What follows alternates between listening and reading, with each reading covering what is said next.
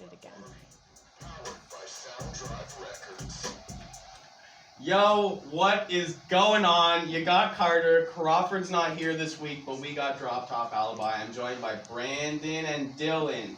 What's going on? Cool. If you haven't heard of these guys, they actually have I'm calling it like a bluesy, rocky, heavy kind of, if you mixed all those. Is that fairly accurate? I'm getting nods. Yeah, that's cool. Okay. But what's pretty cool is that you guys are the winners of Rock Search 2019. So first off, congrats. That must have been pretty cool for you guys to see the W on the board for that one.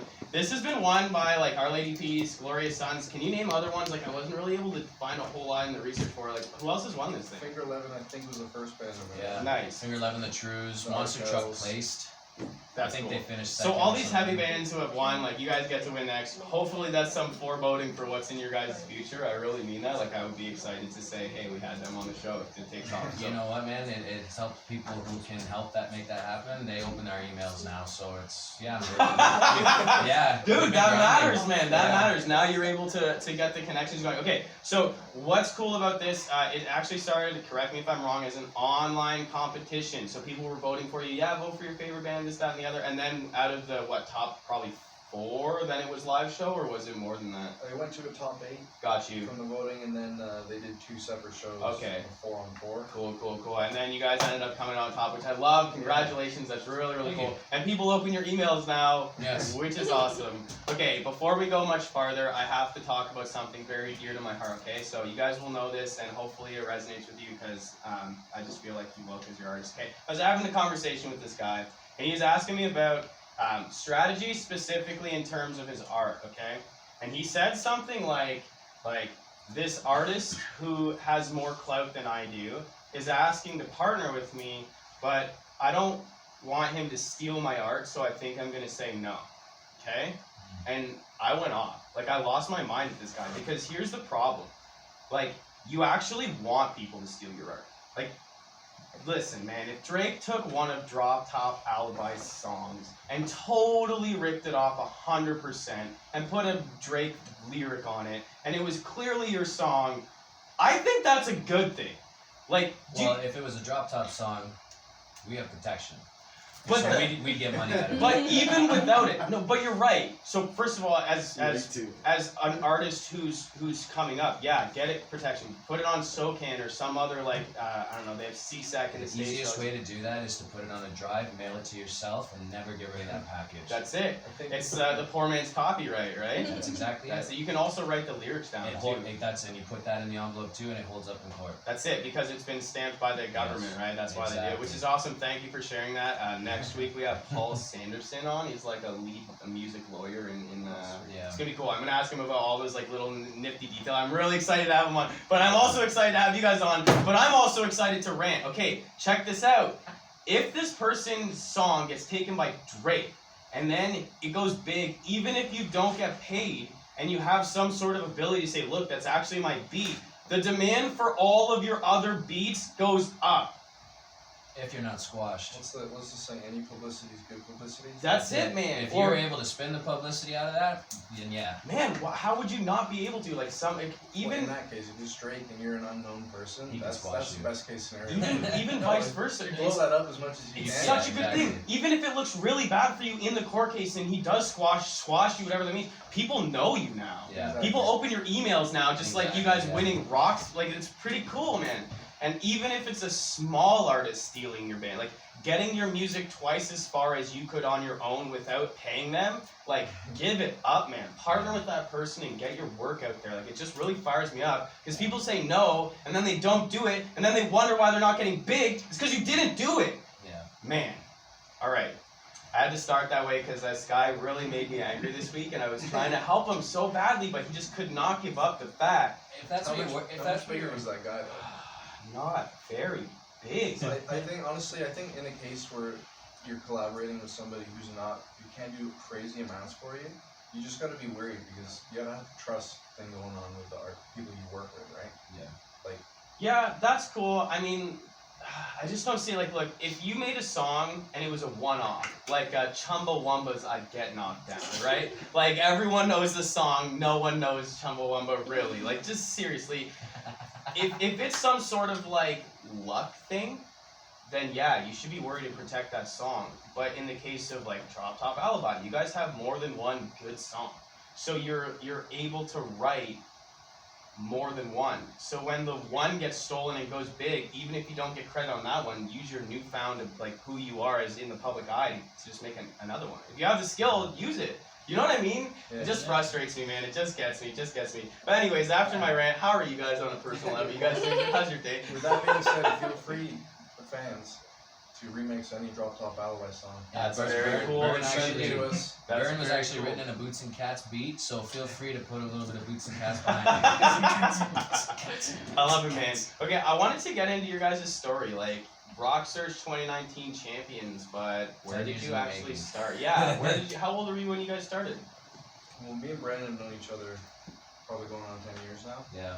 Just fresh out of high school. And you're how old now? 26. Okay, cool. Yeah. Sweet, same age as me. Sweet. Actually, we all grew up in Brampton with Jessica and Yeah, all that's these how they guys said and- that. They were like, yo, we know these people, they just won this thing, we're really excited about it. We've known them since high school. And I'm like, Yeah. holy crap, you don't Yeah. hear that very often, so Yeah. pretty cool, man. And what was the beginning like for you guys? Did you just start making loud music, trying to be cool? Like I was telling these guys before here, the reason I started playing music was literally to look cool. So, but it's different for everyone. What got you guys into it?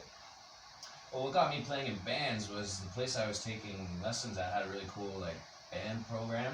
It gave you a Cool. bit of a taste. Cool. You know, doing Metallica, Nirvana covers, whatever, and I loved it. And by the time I was 14, I was trying the right songs.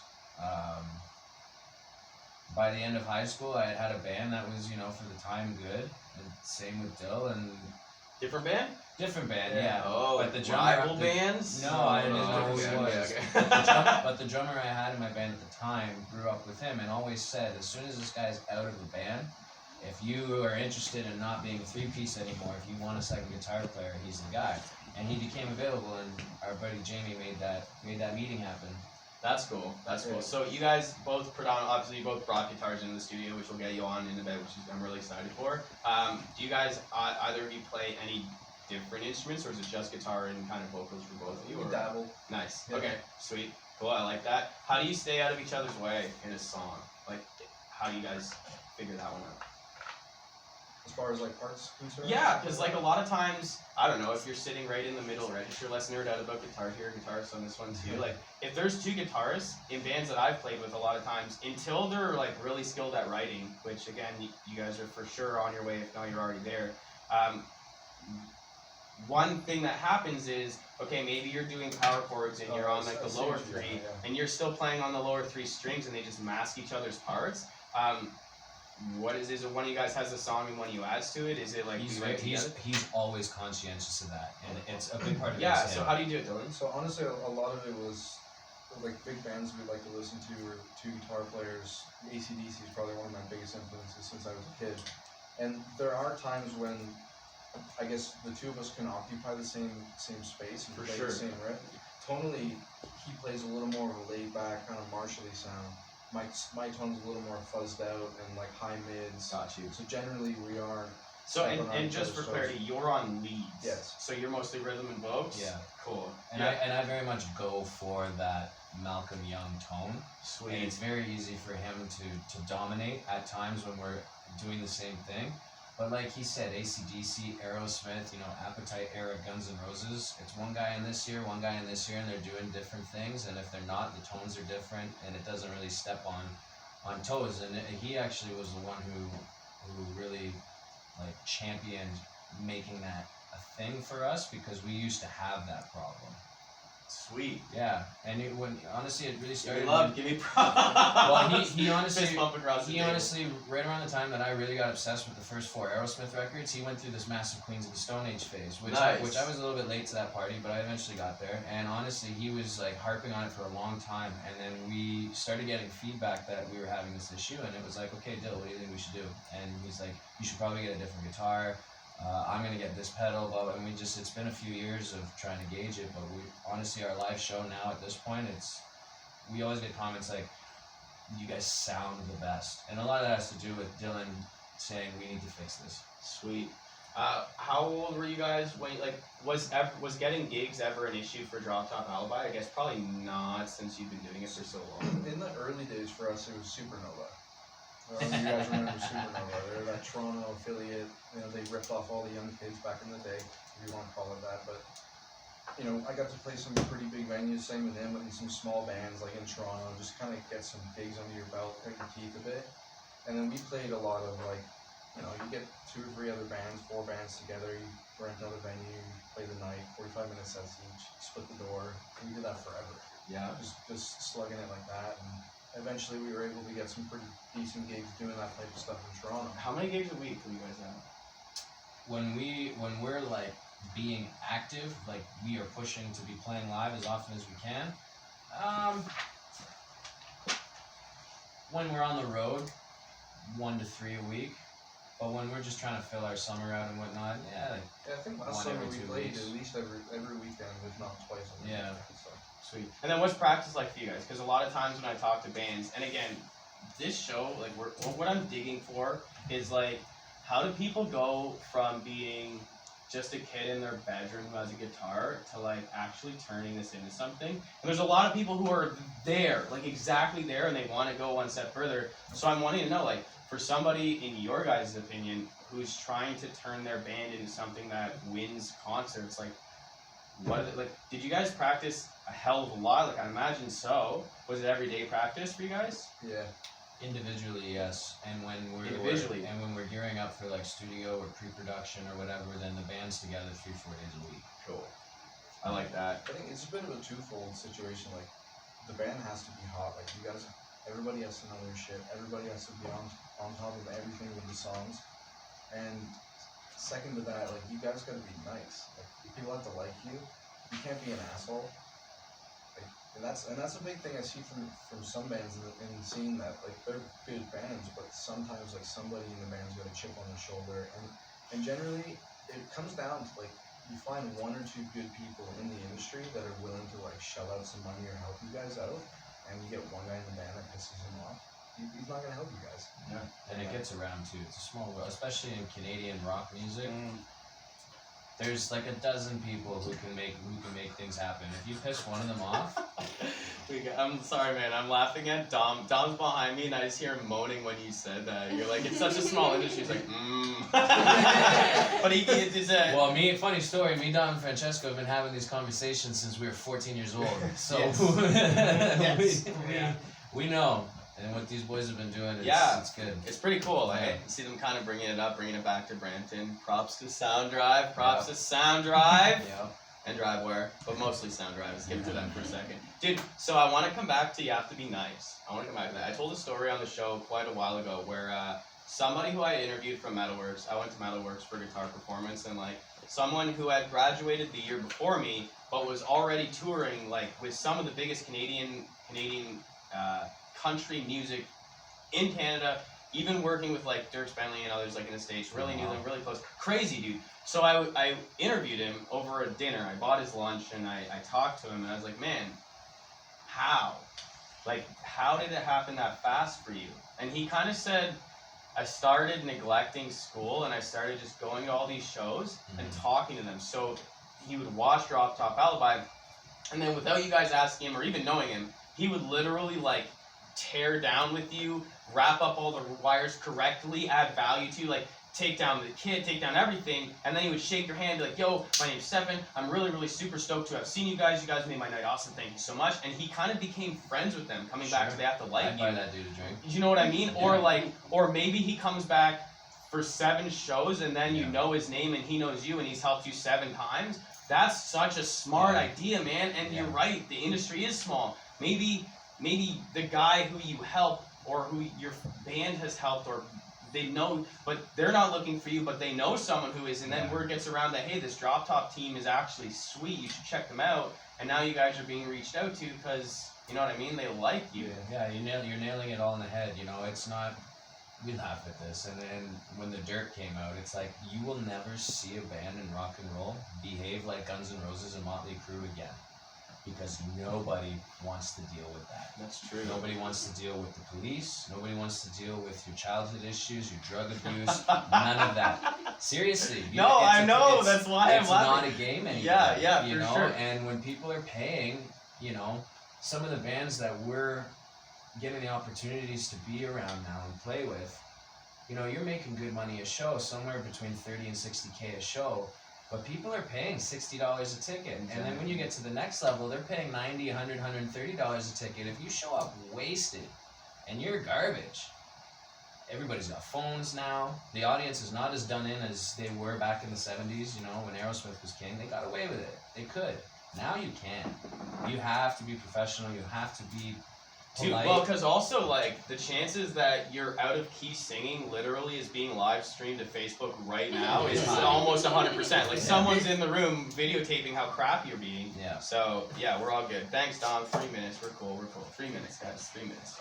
Took my train of thought away. Okay, sweet. I'm reading a book right now called The Thank You Economy by Gary Vee. And what he talks about is exactly what you just nailed, where it's like, look, man, if somebody's paying 30 to 60 bucks at your show, you have to deliver them a show that's worth $70 to $80, so they spend it again with all their friends the next time. Yeah. They're like, whoa, holy crap, I don't know, maybe there's a small token giveaway, or you do 7 extra songs instead of 1 extra song, because now everyone expects an encore every time.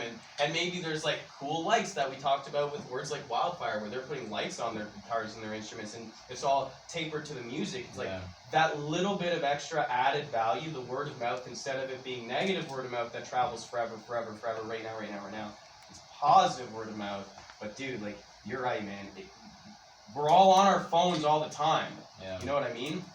So that goes around. Have you guys figured anything out to actually be able to deliver that next little bit of value, or is that kind of where you're at right now and it's all a secret? We won't say too much. I mean, Okay. we're sitting on material that's ready. Cool. And as a result of this contest win and people opening our emails, we're being a lot more behind the scenes with our solicitation these days. Got you. You know, some cool things are happening. And, you know, we've talked about, you know, maybe we should get some lights that sync up to our big moments, some, you know, smoke machine or whatever, even try to get a sound guy to travel with us. Like, these are all little things that we need to start doing, and we're in the process of doing, absolutely, for sure. For sure, 100%. And I'm not saying that that's not what you're doing. I was just using it as an example. It's a smart question, because you're absolutely right. If you want to make that next step, cool, you're good. Everyone's good. How are you going to stand out? And that's... There's a joke at Metalworks where it's like, if you lift up a rock, like 12 guitars come running out from it, like everyone can play guitar. Yeah, so it's one of those things. All right, Dom, help me. Did I just literally hit start? Is that where we're going with the... That's what you're doing. Cool, that's what we're doing. All right, guys. Sorry, I'm learning the board while we go, so here we go. We're coming up with Howl by JJ and the Pillars, and also Sawed Up Shotgun, oh my goodness, by Glorious Sons. We're coming up with it, guys. Here we go. They're going to send the tax man.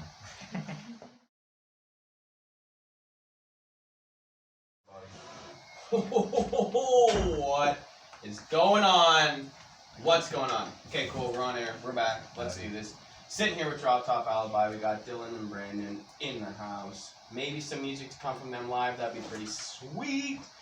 Definitely gonna happen. Cool. Okay. Sitting on new material. You mentioned this at the very end of the last little bit. There's a beautiful cliffhanger. Left it. I loved it. I'm glad we had that conversation. What's coming up? Like, what is this new material? Is it done? Is it finished? We're ready to go? We're ready to ship? It's a secret. We actually can't talk about it. I don't know. Man. I'm kidding. Man, this guy's there's singles. One of them's done, mastered, and is actually in the process of being solicited. Sweet. Which you mean bringing around to people who you want to get on board to gain this thing momentum and publish it. PR, playlisting, yeah.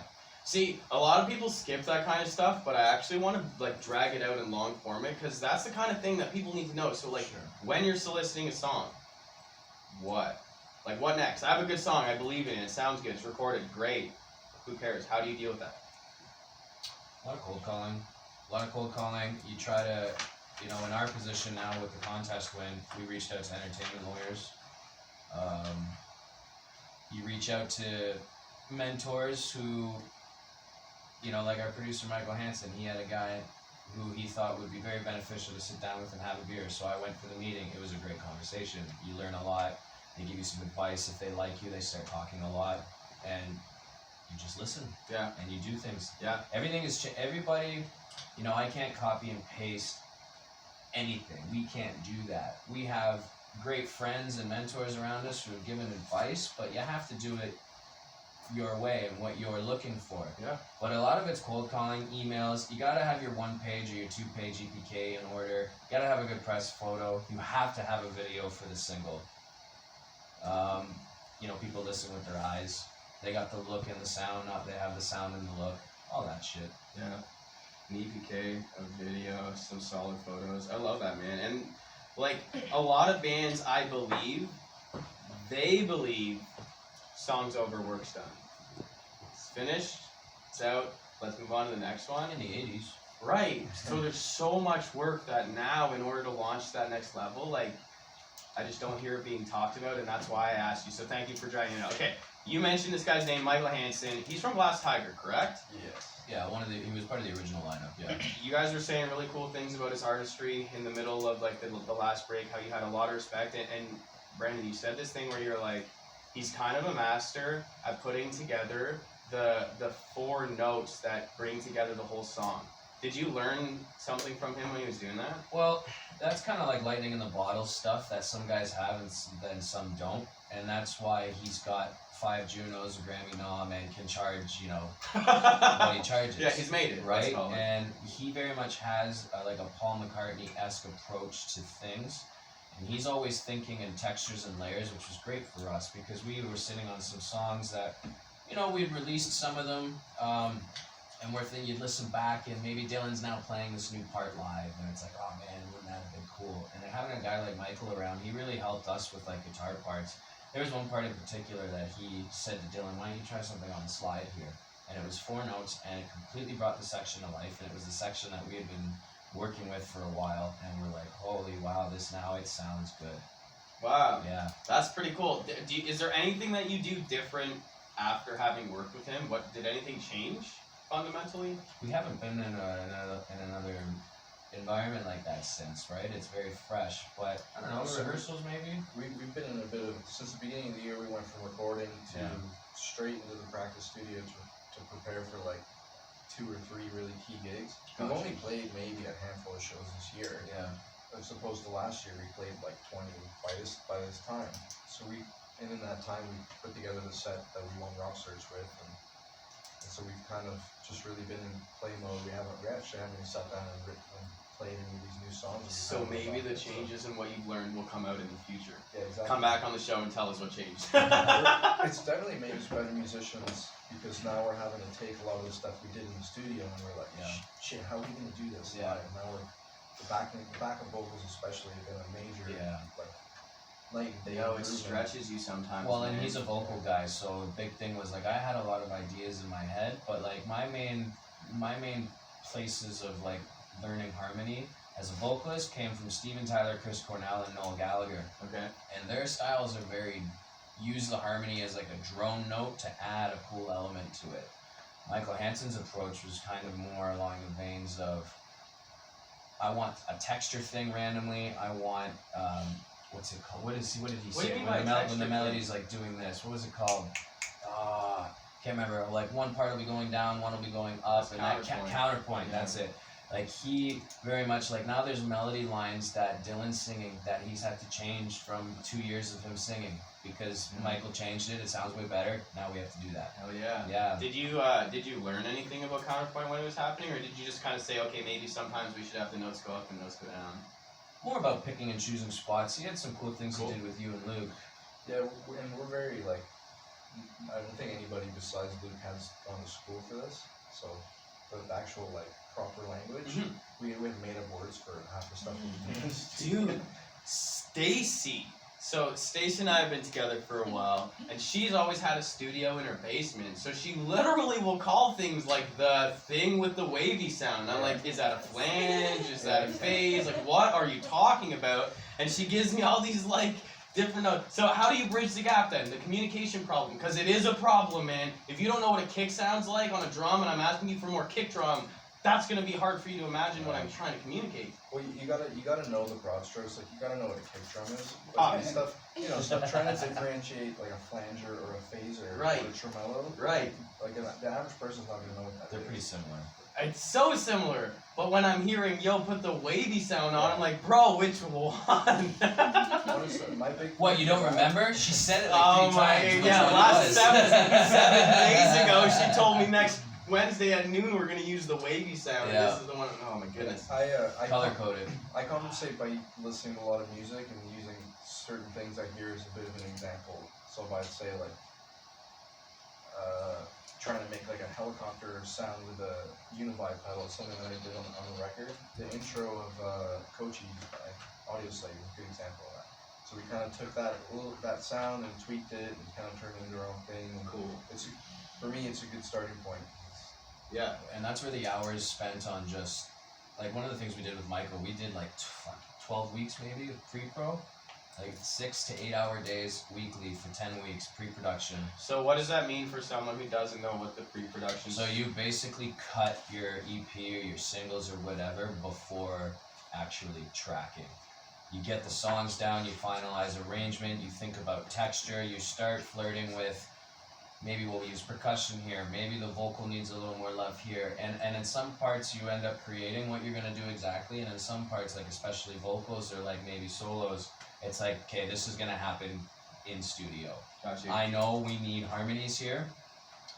Let me get in. For a guy like Michael, who's a vocal guy, I know I want something here, but I want to be in vocal mode with my producer hat on and you in the booth before we start trying to write the part. But Cool. Something's gonna go here. Okay, so you move on from that. But the big thing is dialing in final arrangement, figuring out, like, we have a song we're gonna get around to doing eventually. We know we want horns in it. So you figure that out in pre-pro. Maybe you bring some horns in. You know, the trombone I thought would sound cool, but the French horn when it's wailing actually sounds way better. Yeah. So like, it's that kind of Man, shit. and that can be tedious to my ears. Well, like, and that's like Dylan trying to figure these effects out. It's literally like, okay, let's smoke a joint, have a couple beers, and let's just like hit a chord, turn that knob. Okay, that's not gonna help. Turn that knob. That's not gonna help. That kind of helped. What if I combine these two? And it's literally, and then 3 hours goes by, and we're kind of where we want it to be. It's the crazy. most time consuming. And I remember like there was a time it actually involved psilocybin mushrooms, but there was a time where I was sitting and same thing. Like I had it dialed in. I had these really sweet headphones on. I was plugged into my amp, so I was hearing my tones super clear. And I would just sit with like the sounds, and I would dial a compressor, and I would try and see if I could hear the compression. Then I would just maybe do the slightest amount of reverb and see if I could pick that up, and the slightest amount and that changes how you think about, oh my god, man, it's not just the chords and the arrangement now. There's all these layers, and it's face-meltingly astonishing how you can, like, how many things can possibly change a sound. And he has always been the big guy Oh from my that. gosh. And once he was given room in a pre-production session where we had 10 weeks to dig into it, the obsession. You like that stuff, right? Yeah. Yeah, Dylan's nodding. Well, He likes honestly, I find that the modern way of recording music, it can suck a lot of soul out of the song, suck a lot of tone. Like, it's really easy to lose a song in digital format, I find. Sorry. No worries. I just feel like people might not be able to hear you because you're so quiet. So for us, we kind of operate a little bit in the old school. We try and do as much as we can with as little as we have. Yeah. So if we can do 90% of the song without you having to add EQ and effects on the floor, I think that should be recorded and put forth as the product is. In reality, that's what it is. So we did that with our pre-pro, our drums. The day we ended pre-pro, like, the drums were recorded in another day. Our drummer's a beast, and he did all 3 songs in a single day. We didn't have to do anything after that. Yeah. Everything was mint. For us, we leave the vocals and the nice, like, flowery, sprinkly stuff. You know, it's kind of like baking a cake. Yeah, Like, that stuff you don't really need to think about decorating it until it's being, and everything before that, it needs to be amazing. Yeah. That is really the meat of what you're after. 100%. We actually fully tracked 2 of the singles because we needed to figure out, okay, Hanson, do we need another room? Are we going to need an engineer for you to work, especially with the drum sound? Let's record 2 songs, let's get all our tones and see if we're happy with this. Because we paid them for the time, and we were both parties were enthusiastic, but if it wasn't going to work, it wasn't going to work. Yeah. We're all adults, whatever. We recorded the 2 songs, we listened back to them, we're like, okay, the drums, we're going to use a different kit, but this is a good place to start. Like, the first thing we said is, wow, the separation in the guitars is astonishing. You can tell what I'm playing and what he's playing, and you can tell it's him, and you can Really tell cool. it's me. What was that just tone, or was that like, was it also pan different? Was it like Yeah, the approach to recording it, of course, cool. and then also, you know, hitting the amp with 2 mics, so you have, you know, every guitar track is 2 waveforms and 2 mics. Yeah. He did some stuff with my vocals where like, because I don't have a husky voice, but I don't have a clean voice. And it's really easy to over compress my voice because I can sing high, and a lot of people sometimes just think 80s. Yeah. But he did something with, and he kind of explained it to me, but it was over my head, and that's why he can charge what he charges, and that's why I'll ask him to produce my voice again. Yeah. Even if he's not working with the band somewhere down the line, I would go to him still for my voice. He just found that EQ spot, and we would not have found that if we didn't do the pre-pro. And so we were like, yep, okay, we're ready. This is going to sound like how we need it to sound. So was he just, what was he, like accenting particular parts of your voice? So it's frequency scale stuff, yeah. right? So he had a compression, and he had a bunch of, you know, things that he used. But there's like, where my voice's sweet spot is, he managed to find it on the frequency scale, and he just pinned it. And That's then awesome. he hit it with the right, and you can hear like the sandpaper. Yeah. I don't have a husky voice, I don't have a clean voice. I have like a grainy voice. Yep. He found it. He's like, yep, I'm in. That's awesome. Yeah. That's really cool. I wish we had one of those to be able to play for the audience, but maybe you'll send it over and we'll be able to do it on a future show. Well, when it gets released, song's called Summer Nights and City Lights. Summer Nights. Summer. Oh, hold on. What? Summer Nights and City Lights. And City Lights. Summer Nights and City Lights. Got you. We'll bring it by here. Yeah, that'd be When awesome. it's ready. That's awesome. We'll get you some amps. We'll dime them for you. We'll get you guys playing loud. Put a drum kit in the studio. Mic it up. Just messing with you. None of the mics, but probably some of the other stuff with sound. If I think can they get did that with Huge Cosmic here back in the day before you guys came in here. Listen, they're pretty open-minded. It's been great here, so I definitely don't have a problem with that. Okay, what is your next move? Like, where are you going now? So you mentioned like talking with people with the, like, are you trying to put a tour behind the new singles coming out, or are you trying to record as much possible, create content with the band, both at the same time, partnering, touring? We're basically hitting, you know, every contact we've made in our journey. Got you. They're getting an email. Got you. We have some like friends and family in LA that are going outside a little bit. Sweet. So hopefully we're gonna be able to get out of the country. On a tour, is that what I'm hearing? Nice. I'd love to, yeah. We're trying to, I mean, we definitely want to attract some attention, like, you know, an agent or manager or whatever could really do a lot for a band. We know there's a bit of work to do before they're going to like absolutely everything they see. But that's also because we are literally just finishing post-production on our new material. So it's about getting videos produced, getting a one-page dialed in. We are in the process of kind of booking like a late summer, fall tour.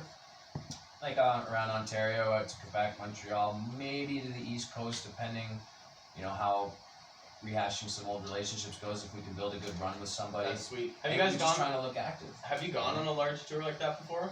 Not out of the province, no. But we did about 20 dates last year and hit a lot of places. What did you learn touring? Like, what caught you by surprise? What changed your? We learned we're durable. Cool. Is there a story to that?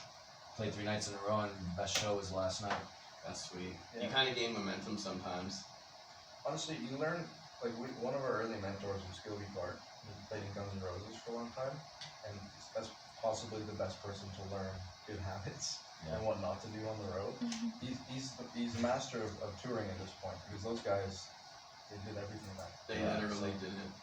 And so honestly, it's about learning, being smart, especially if you're one of those bands that you guys like to drink and party after. Yeah, you gotta know yourself. You really have to be smart about your debauchery. Can you give an example? What, like, you mentioned not kind of partying too hard, like keep it under check. Is that the only thing you're thinking of, or? Eating. You gotta eat well. Yeah. Try to stay active. Man, try to that's sleep. so important, dude. Like me, like if we're doing 3 nights in a row, I'm not getting hammered until the last night. Because my voice will be shot. Yeah. I know that. Yeah. You know? Kind of stuff like that. No, for sure, man, for sure. And I just imagine like so many people who go on tour, again, they're only really thinking about the song, they're only really thinking about getting on stage and playing the music, and they're in like a borderline musical fantasy land in their head. But the reality is, man, it's like there's so much more to it. It's like it's being liked, which you guys nailed, and I love that. It's like shaking the right people's hand and talking to the next person. And like Scott Middleton came here and he gave us this example of like how it was crazy. Like they went out to BC, their van got broken into like 3 days before they were gonna go down south. Then it was like, okay, passports. Then it was like a stone chipped this van window and it exploded when they were halfway down to Texas. And then they like patched the van up with duct tape and I think he said cardboard. Yes. And then they get down there and that's the show that they crushed. Like they walk in as they're ready, like literally arrive in Texas and Austin at the show.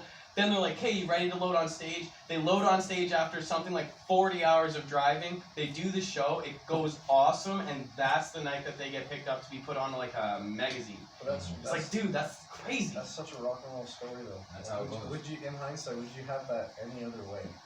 Like No. It was cool, man. The struggle to really do cool that story. is every reason why you do it, and like that's fuel, man. Like I don't know. When I'm a little bit irritated about something and we play music, I feel personally that I play way better. So I can't imagine if all You this like, stuff have been stolen. it's like angry sex for you? Sure.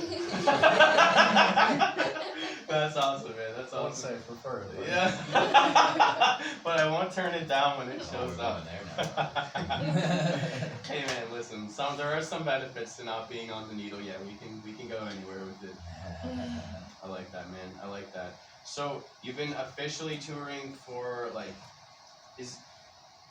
what's the end goal for this band? Like, what do you guys want to be like Foo Fighters, like taking off, like totally blowing everything up, selling out $50,000? You know what, man?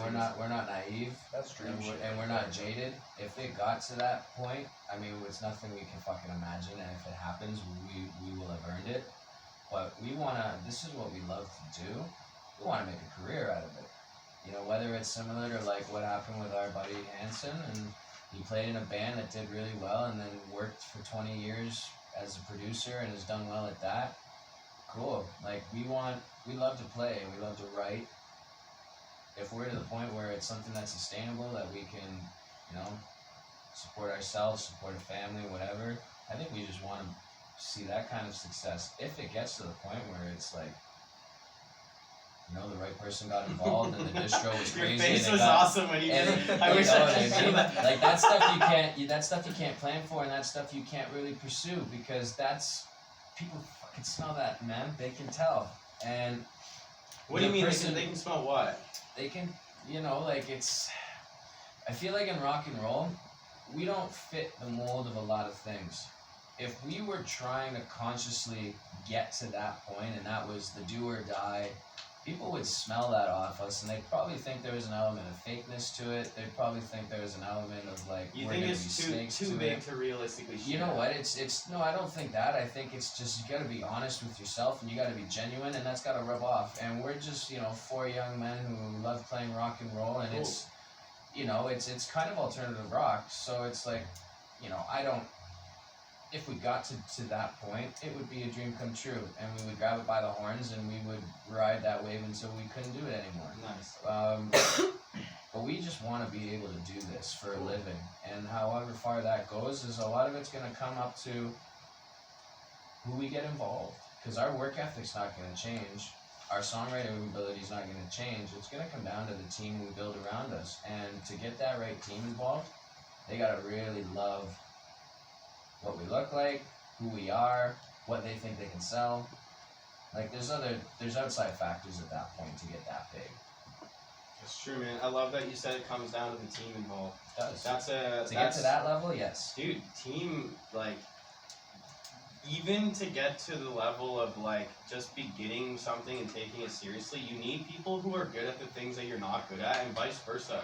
Like, you're not really a tonality type thinker, I guess. That's Dylan's job, and Dylan's maybe not the vocal thinker lyrically. That's your job, and Right. you're both better off for having someone else doing it. I'm not the social butterfly that Brandon is. Oh yeah, so you're the one bringing in all the networks and everything like that. Yeah, he's good. He's a good talker. Yeah, yeah. Yeah. I'm more. Yeah, some guys are a little more outgoing than others, I suppose. For sure. But I've also I can bounce ideas off him. I can, if I'm really fired up and nobody's seen me fired up or angry yet, him and I have a conversation and I can calm down. or like, you know, and vice versa. It's been a very good yin and yang, and it's hilarious too. It always comes like he pointed this out one day. If I'm like in a tizzy or if I'm pissed off or something, he's usually pretty calm. And if he's having a day like that, somehow usually I'm pretty calm. Like it's always just kind of that balance. Yeah, man. It's been good. That's cool. And it's cool to have brothers to be able to pull you back and like someone you trust enough to be able to, when they shake you and say, "Yo, chill out," you can actually like, okay, maybe this person has my best interest in mind. I better chill out. 10 years in, believe me, it's happened. For sure, man. Any particular stories that you can share where it's been like a crazy one of you guys had to really slap the other one and say, "Hey, like chill out, bro"? We're not telling them because it's gonna slap me. So he doesn't want. I don't want to talk about that, man. I don't know if any of those stories are flattering to either one of us. No. They definitely can't be. But those are the golden ones, man. Those are the ones that go viral. People love to hear that stuff, man. That's cool. Yo, do we have enough time to do this segment of things, or we're going into the break? I don't know what segment of things to talk about. I want to talk to these guys about the Hoof Reaper pedal and this Gretsch semi-hollow guitar. Those are the two. Yo, tell me about this pedal, guys. So I asked you in between the break, what's something that really helps you in the studio? What's something that, you know, maybe uniquely assists you? And you mentioned, am I saying that right? The Hoof Reaper? Yeah, like foot, like hoof. Yeah, and then Reaper. Yeah. Okay. So what it is an old vintage fuzz, like a new modern fuzz, and it's sandwiched in between an octave. Okay. So you got 3 separate pedals all working in conjunction with each other. Okay. I usually only use the hoof for a lot of stuff, but when you need to, to whip it out, the other ones. Okay, so you get an octave tonality out of it, and then you get the fuzz, and then another octave? No, it's 2 fuzzes and an octave. So you can stack everything on top of each other. You can use everything individually. That's really cool. So do the fuzzes have different tone? Yes. So you can double fuzz if you do you ever use both? Yes. Nice. Okay, that sounds it's a lot. Pretty cool. It's a lot. You can get that old school like Jimi Hendrix sound of it, or you can get like full on stoner metal. Straight up. And like the most saturated. Does it help your sustain at all? Can you hold notes longer? I play like Paul too, so that doesn't need any more sustain than it already has. True. We used to have live issues where the complaint I would get is, I can't hear Dylan, and his amp is hot on stage. This pedal, once we had it dialed in, especially with me dialing my tone in, he clicks it and it's like, now he's sitting up here. And then like some of our like get down sections where like we're playing in the same range and nothing's really changing dynamic wise, but it just needs to have more bottom end to it. Cool. That pedal can usually drive it without making him too much louder. It's been good. It helped in the studio because there was a part we really had to dial in like that for summer nights, and that pedal, we literally did a track called Killer Guitar Track, and it was only the 16 bars that section was, and it was just his buzzes pinned and loaded. And when we told Jason, the mixing engineer, that track's in the stems, find it and turn it on, that section came to life. That's awesome, man. Dude, that's so sick. I love a pedal that can do that. I've had some really high-end compression pedals, and they didn't have fuzz associated. They didn't have fuzz associated at all. But again, when you step it in, like, you just are doing maybe a really gentle sounding thing that you need to come through clearly. Man, stomping a stiff compression is able to help me do that a lot. So I love that, man. That's sweet. We don't necessarily have time for the Gretsch hollow body, but we'll get there in a second. We're coming up with Burn from Drop Top Alibi, our guess, and One Thing by Fingerlip.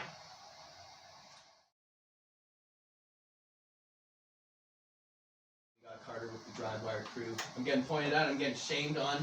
Tom's throwing shade behind me. He doesn't think it's very cool that I said hello to you like that, I guess. Okay. Yo, what's going on? Sitting here with Drop Top Alibi. We're almost at the end of the show. Thanks for sticking with us, guys. Okay, I'm going to do a recap. If you want to jump in and cut me off and turn this into a 30-minute recap, I appreciate that. If you don't want to, it's up to you guys. First thing you said that I caught on to anyways was like, yo, we do this as often as possible. I really like that. You said, and I have it down here, but you're like, yo, this is just what we love. This is what we love, and we do it as much as we possibly can. I hear a lot from bands, yo, how do I become a full-time band? My answer to them, do it full-time, baby. You literally just start playing 8 hours a day in your garage, and then maybe one of those 8 hours a day becomes not in your garage, and then it's 2, and then it's 4, and then it's 8, and now you're out, and you're a full-time musician, you just do it. Okay, people have to like you. I cannot agree with that more. I love that you said that. It's come up. It's come up more than one. We got the moan from Dom when we said, look, man, the small industry, it's little. You have to be able to add value. Curtis Friedman from Metalworks says, yo, be the easiest person to work with. Yeah. Have the solutions. You know, that's awesome. Okay, cool. Make the cold call. You're the first guest to have said that, but I love it so much. I was pressing you because I knew you guys are doing this. The song isn't the only thing. There's marketing to it. There's getting it out there. You can write the best song in the world, but if no one hears it, it's your just... video sucks, man. I think Scott says that word for word, actually. Yeah, it has to be out there. There's people watch their music. They don't listen to it anymore, which is expensive to make. Easy. Brandon's like, I don't even want to talk about that, man. That's awesome, man. So value added, word of mouth. Yo, show up for your own damn show. First of all, if you're charging $30 a ticket and you have to deliver a $45 value, you guys said that, not me, but I love that. It's like, yo, crush it as hard as you possibly can. 1 person, 10 person, 100 person, 1,000 person. It doesn't matter if it's a free show. Every show, you leave it all out there. Crush it. I love it, man. I love that. Cause look, man, word travels fast. Even I think when you guys were doing this one, we were going live. That's in a room of 12 people. We have 1 person going live right there. If you had sucked, which you didn't, by the way, it sounded awesome, but had you, people would know now, so I can't agree with that more, man. Value added and the word of mouth travels fast. Make the cold call we just touched, sit and listen. I heard this, you said about mentors, specifically, Brandon, you didn't mention who, but you were like, yo, I got hooked up to sit down and have a beer with this guy, and he just blew my mind for a couple hours, and he's like, and since I listened, the guy knew I wanted to listen, so he gave me a lot more than he would have if I was an asshole. I was sitting there, sit and listen. We were getting ready for the Raptors game too. We were both feeling pretty nice about it. And once there's a couple flowing, the words seem to flow with the alcohol, right? Especially if they like a key tactic. A couple beers. Yep. For most people, loosen up. Yep. Have good conversation. Have you actually specifically used it with any? Don't mention names, but have you you've done that to have more loose? Use alcohol to get us into position. Absolutely. To benefit. Oh fuck yeah. Dylan's not even he's like and I would do it again, bro. Hey, why do you think we spend all that money training ourselves to be able to drink a whole bottle in a night? That's the way to go. We cannot drink a whole bottle a night. Well, we can. It's just not. We'll have to see it. Well, extra content. Check us out at DriveWire Beyond. We'll see if we guys can drink it. The key, honestly, man, is people gotta like you. You gotta feel comfortable.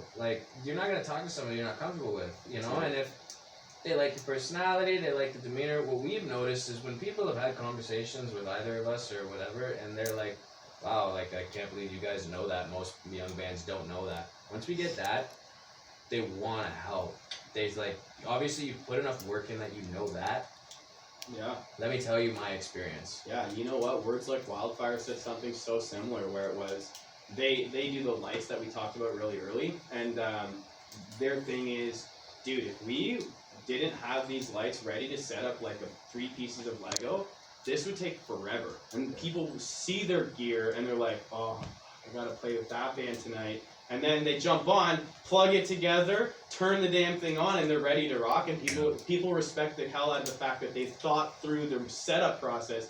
Really, really cool, man. You're adding that 1 or 2% extra value that people are like, okay, they wouldn't know that thing if they weren't serious with everything else. So I love that, man. Okay, you talked about needing an EPK, which it stands for Electronic Press Kit. It's just this is our bio. This is who we are. These are the photos that we have. It's like things that if you were in a newspaper article, you would want it to look like X. It's like your resume.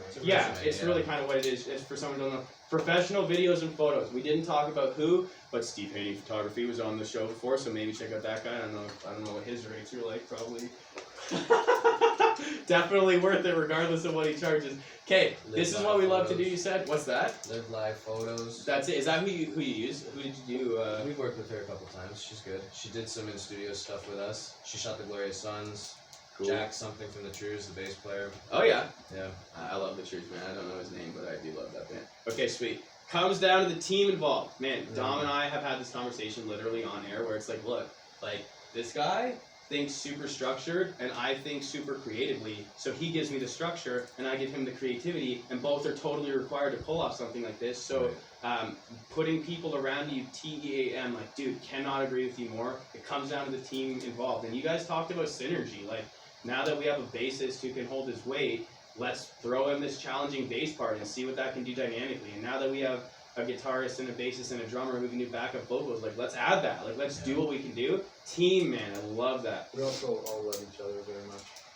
Dude, it matters. It actually matters, man. All the time. All the time. Has there been a particularly turbulent time on tour at all? Has there been one tour? No. One story you can give to us? Nothing like tour, that? No. Not yet? No. What about in the studio? Just people tired after long days. Nothing 8 hours major. listening to loud music, and people, and again with lack of proper vocabulary to figure out, sometimes people get a little cranky. Dylan just needs to eat his Snickers bar. Honestly, sometimes, especially when there's no clock running, like when you pay the rate for the song and that's it, take your time, like, go outside for a smoke, whatever, get out of the room every couple of hours. It makes a big difference. People, I mean, we haven't had the experience that everybody, like, is respectful enough to not just, like, start yelling at them and trying to make somebody feel stupid. Yeah. Will that happen someday? Probably. But you just have to be the bigger person and apologize and move on and try to adjust behavior, and that's for sure. Plus, I mean, none of us are like really that fucked up, man. Like, none of us are hooked on drugs. None of us are alcoholics. We don't have volatile personalities, so it's been pretty easy so far. Yeah. We all communicate very well too. And Dylan and I have known each other 10 years, and I think that's really rubbed off on the dynamic of how this band operates. For sure. And we found two guys who fit into that very well. That's cool, man. And it does matter, dude. Like, if I'm sitting there trying to throw down a bass riff or a guitar riff or whatever, and I'm like super mad at that guy who did whatever stupid shit, like, I'm thinking about, like, you're not going to be as into the part as you would be if you weren't thinking. So I agree with you, man. It matters. The whole thing matters wholly.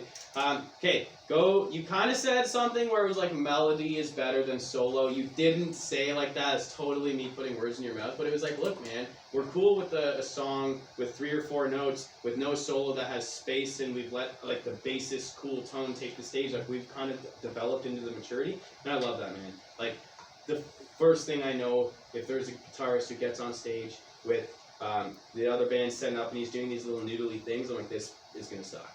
This is probably not gonna be good. Like, he's just gonna put this musical diarrhea over top of the whole entire song. And it's like, bro, like, you gotta fit into the song. Play with the song. I had to learn that the hard way myself, admittedly. But now that I'm there, I used to try to scream like Steven Tyler every minute of every song, and then I realized, fuck, that's hard to do for 40 minutes. Yeah. And then, and also, the matter of fact way you said and also, it's just like, it was him who said it. He said, dude, I like your voice. You don't have to yell all the time. Like, fucking, like, get creative. And it's like, okay, let's try it. Also, if you're striving to do, like, again, like you pointed out the Foo Fighters, to be that big as a band, that's one thing, but to be that good as a band, you can achieve that shit without being that big. So those guys play 3-hour shows. I don't know if you've ever seen a Foo Fighters concert. They're insane. Really It's absolute bananas. I don't know how Dave Grohl at like 50 years old screams his face off, runs around, and they do an 8-song encore. And he drinks like a fish, man. Like, he still got it.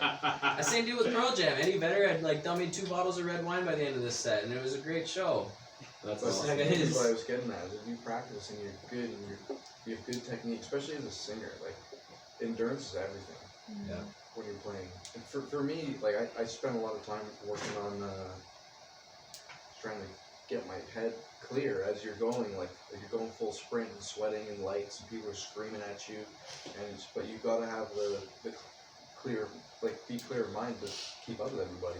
You know what? Meditative state almost. You guys mentioned not getting hammered or fucked up at your shows and stuff, and, like, man, a bar owner, in my opinion, like, I'm from a small town, Chatham. There's a couple bars there that everyone frequents, but, like, if they know that you're gonna show up and you're gonna be in a clear, like you just said, clear mind, you're there, you're in a meditative state, you're doing your thing, but you're also respectful of the venue, you're respectful, like, even if you come and you're in a different band and it's different dudes around you, they're gonna give you the benefit of the doubt that you're not gonna be all effed up. Like, matters so much, man. It really matters. And it's changed, and it goes back to me saying no one will ever get away with behaving like Motley Crue again, and especially in Canada with how small the scene is. Like, this one guy who I met with before the Raptors game, he'd said, yeah, look, you guys are ready to solicit to major agencies. but you need to build your rep first. And I said, well, what do you mean by that? He said, you guys need to tour the spots you want to tour first and allow these promoters to gain that level of respect for you. Because an agent's not going to put their neck out on the line for relationships they've spent years curating with promoters all over the place if you show up and trash the place, or you're shit, or you're disrespectful. Dude, and also, or if you don't have the following at all, and the touring is the way to build it. Like, I've noticed that, look, man, a label or any sort of publishing company or like any of that, they're going to be a hell of a lot more interested if they see you fighting your ass off to already build what they're trying, and then they think, okay, they got this much momentum, with our help it could be this much. Right. But if you do nothing and you wait for it, bro, it doesn't work like that. Well, and it's useful to leave your backyard, like, the reason why we've generated the interest we have, yes, the Rockstars thing is doing great, but even before then, they can see we've played. They see with analytics today and social media and Spotify, you can see where you do well, and you can see where we've played.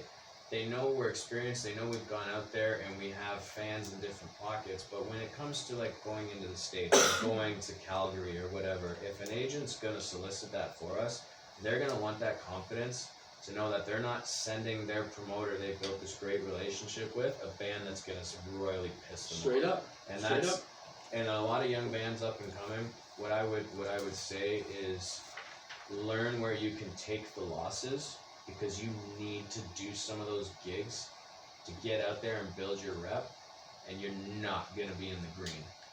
Yeah, the symmetry is very, like, you gotta eat shit and ask for more. Listen, man, that's shit. it's something that I'm actually working You really. have to smile after eating shit? Yeah, you have to eat shit with brown, and then brown on your teeth, like just smile and just let it happen. Yeah, it's exactly. Okay, well that's one of the things that I'm taking this whole show and the whole everything that we're doing so seriously, so that we can help artists to have a little bit more leverage, be able to create an income on the side, so that it doesn't have to be go in the red every time so heavily just to do a gig. Like, yeah, parts of it. But dude, the day and age we live in now enable every artist in every show to sell enough shit to go into the black or into the proverbial green. Like, let's get it. Okay, I want to talk about this because this is the last point, but it just came up right now, and I'm just gonna recap it. Dude, show the promoter you're serious. That was a really cool point that came up way after, like during the. A lot of times during the recap, more cool stuff comes out, and Dom and Fran. Well, this is the last point, we promise. Yawning, or like, oh, we gotta get out of here. The Raps game is on, or whatever they're saying, or like, I don't know. I know that it's finished now. I was there. I was happy. I cheered for it. Yes, they're the champions. Congratulations to them. Show the promoter you're serious. I think that's ridiculously cool. And then lastly was become fearless. Yeah, deal with that. Through pen that Dylan. Sorry, bro. Become fearless with your music, man. I love that. Create the stuff. Like, you're gonna make some bad songs and you're gonna make some good ones. And the more bad ones you make, the more good ones you make. So make a bunch of bad. History repeats itself. We are very much in a disco phase right now.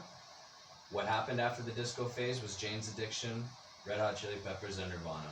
There's a bunch of angsty kids who fucking hate everything about what happened the last 10 years. That's it. They see no part of it.